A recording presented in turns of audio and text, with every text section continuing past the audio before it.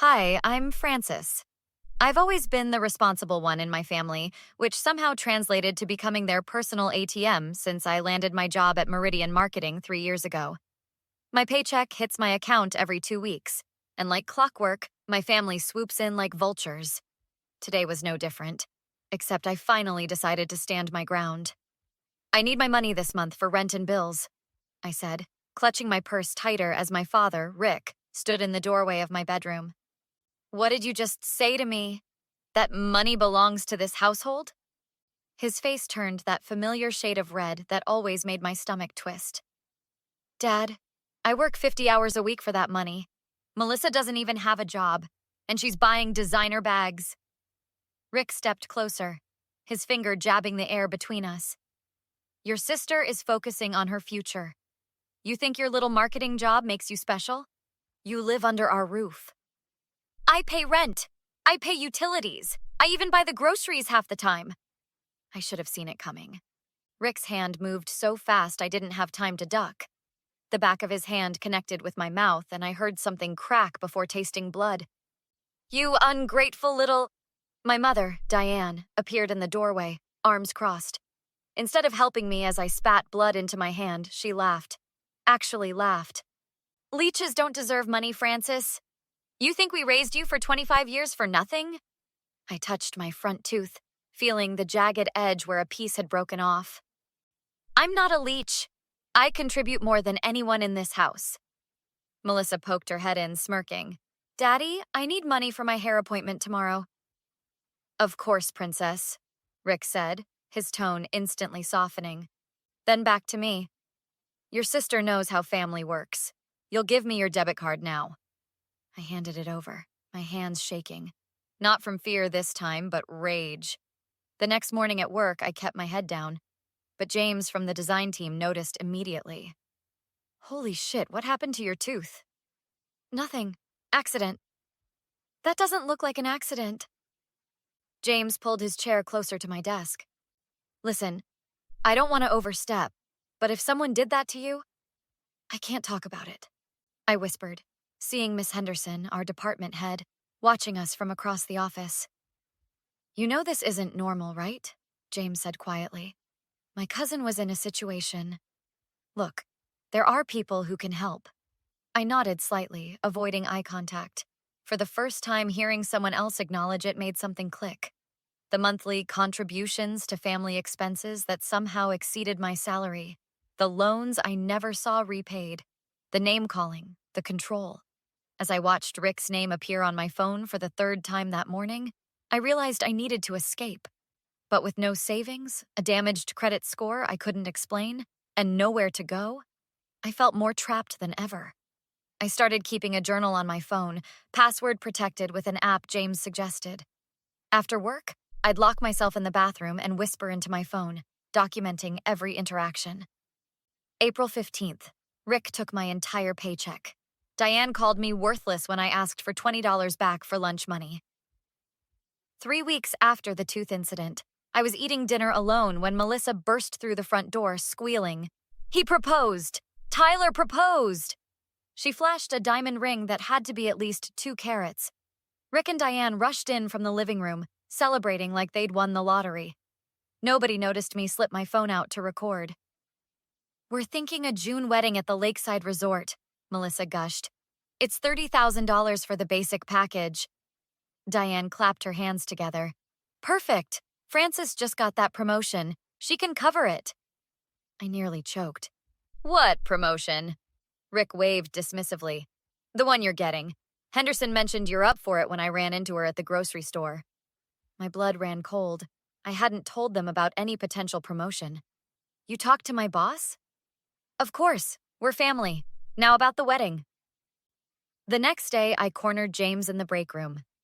My sister just got engaged, and they expect me to pay for a $30,000 wedding with a promotion I didn't even know about. James spilled his coffee. That's not just toxic, Frances. That's financial abuse. Financial abuse? When someone controls your money, prevents you from having resources, forces you to support them. My cousin's ex did that to her. Made her hand over every paycheck, ruined her credit, even opened accounts in her name. Something clicked. I pulled out my phone and opened my banking app. There were transactions I didn't recognize. "Oh, God," I whispered, scrolling through purchases at stores I'd never visited. Miss Henderson appeared behind us. "Frances, can I see you in my office?"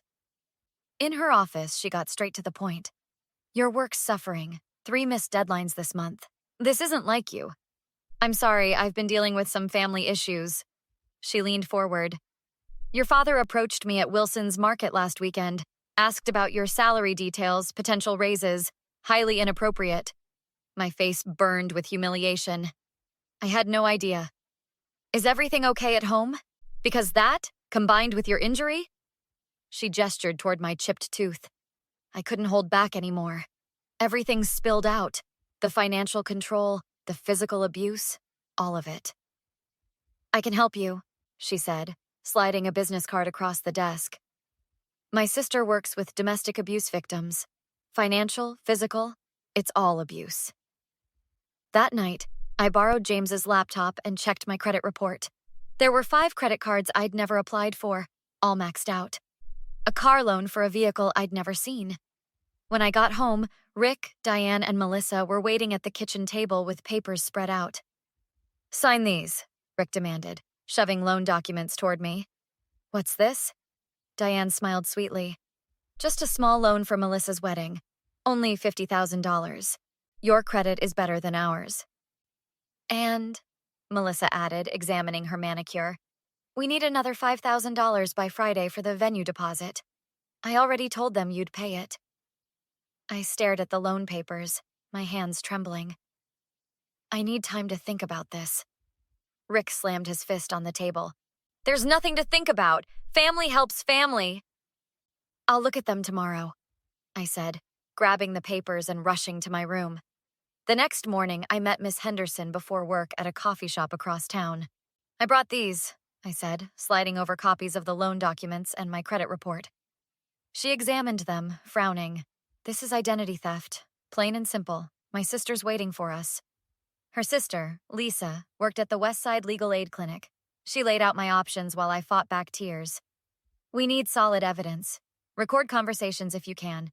Pennsylvania is a 2-party consent state, but there's an exception for documenting crimes." "How do I do that?" She handed me 3 tiny recording devices. "Hide these where they talk freely, and get a safe deposit box today for your personal documents." That afternoon, I told James my plan. "Are you sure? They could get violent when cornered." "They're already violent. I'm done being their punching bag and piggy bank." I planted the recorders that night.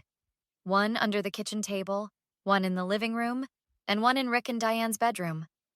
The next evening, I asked James to help move my important belongings to a storage unit. "What if they notice stuff missing?" he asked, carrying a box of photo albums. "They won't. They only care about what I can give them, not what I actually have." When I returned home, Melissa was waiting. "Where were you? Tyler wants to meet about our honeymoon plans.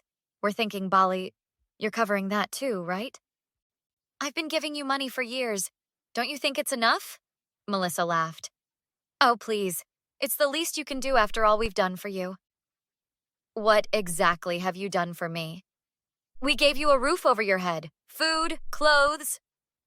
"I pay rent. I buy my own food and clothes. I've been supporting this family since I was 19. Rick and Diane emerged from the kitchen. "What's all this noise about?" Rick demanded. "Frances is being difficult about the honeymoon," Melissa whined. I straightened my spine. "I'm not signing those loan documents." Diane stepped forward. "After everything we've done for you, who do you think paid for your braces? Your college applications?" "I've paid that back tenfold. You've taken every paycheck, opened credit cards in my name." "We're your parents," Rick growled. "Everything you have is because of us. You owe us. You've stolen thousands from me." Rick smirked. "Prove it. Nobody will believe you. The credit cards you opened in my name, the withdrawals from my account, the car loan for Melissa's Audi." Diane waved dismissively. "That's what family does. You think we didn't sacrifice for you? Your father and I planned this since you got that job." We deserved compensation for raising such an ungrateful child. I felt a surge of satisfaction knowing the recorders were catching every word. The next morning, I met with Lisa again, playing back the recordings. She nodded grimly. This is exactly what we needed. Let's file the police report today. 3 hours later, with restraining orders in hand, I watched as officers approached my family's house. For the first time in years, I felt something close to freedom. I watched from James's car as officers handed Rick the restraining order, his face turning pale. In court, Rick and Diane tried their best to manipulate the judge. Your Honor, these are private family matters, their lawyer argued.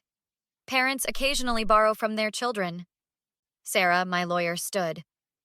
We have recordings of the defendants admitting to systematic identity theft, 5 credit cards, an auto loan, and physical assault when she refused to surrender her salary. The judge reviewed the evidence and photos of my broken tooth. Diane attempted her sympathetic mother act. We just wanted the best for our daughters. Frances was always difficult. Mrs. Winters, the evidence shows you calling your daughter a leech after your husband assaulted her. Save your performance. I noticed Tyler, Melissa's fiancé, looking increasingly uncomfortable. After the guilty verdict, he approached me outside. I had no idea. Melissa told me you were the problem child. I can't marry someone who'd lie about this. A week later, Miss Henderson called me into her office. The marketing director position is yours if you want it. You've earned it. Thank you for everything. Just thrive. That's repayment enough. The local news covered the story. Diane lost her teaching job when the school discovered she'd hidden a previous conviction for financial elder abuse. James helped me find an apartment and brought pizza on moving day. To new beginnings, he toasted, and to telling toxic people to go screw themselves. Soon after, I received a letter from Diane. Families should stick together, she wrote. We've learned our lesson. I tore it up without responding. Melissa showed up at my office, looking disheveled in her fast food uniform. Please, Frances, help us one more time. Tyler left me, Mom's unemployed, and Dad's in jail. We're losing the house. Sounds like a you problem, I said, walking to my corner office. That evening, James and I celebrated my promotion at an upscale restaurant. Any regrets about turning them down? He asked. Not one. They had years to treat me like family. Instead, they treated me like an ATM. I touched my fixed front tooth and smiled. Sometimes the best revenge isn't what you do to others. It's what you build for yourself from the ashes they left behind. Now that you've seen how Frances finally broke free from her family's abuse and built a better life for herself, I have a question for you. Is it ever justified to permanently cut toxic family members out of your life, even if they apologize after facing consequences? Or should blood relatives always get a second chance? Share your thoughts in the comments below. Have you ever had to make a tough choice about a toxic relationship? What boundaries did you set? If you enjoyed this story, please hit that like button so more people can find it. And if you want to hear more stories like this one, subscribe to the channel for new videos every day. Thanks for watching.